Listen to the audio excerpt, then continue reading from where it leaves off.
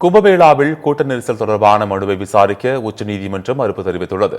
உத்தரப்பிரதேசத்தின் பிரயாக்ராஜில் மகா கும்பமேளா நிகழ்ச்சி நடைபெற்று வருகிறது. இங்கு கடந்த 29ஆம் தேதி சுமார் 10 கோடி பேர் திறந்தனர். அன்றைய தினம் அதிகாலை திரிவேணி சங்கமத்தில் சுமார் 10 லட்சம் பேர் ஒரே நேரத்தில் புனித நீராட குவிந்ததால் கூட்ட நெரிசல் ஏற்பட்டது. இதில் 30 பேர் உயிரிழந்தனர். இந்நிலையில் 60 பேர் படுகாயமடைந்ததாக தகவல்கள் வெளியாகின. இந்த சம்பவம் தொடர்பாக மூத்த வழக்கறிஞர் விஷால் திவாரி உச்சநீதிமன்றத்தில் பொதுநல மனு தாக்கல் செய்திருந்தார். இந்த மனு இன்று தலைமை நீதிபதி சஞ்சீவ் கண்ணா மற்றும் நீதிபதி சஞ்சய்குமார் ஆகியோர் அடங்கிய அமர்வில் விசாரணைக்கு வந்தது. அப்போது பேசிய நீதிபதி சஞ்சீவ் கண்ணா, மகா கும்பமேளா கூட்ட நெரிசல் ஒரு துரதிருஷ்டவசமான சம்பவம் மற்றும் கவலைக்குரிய விஷயம் என கூறினார்.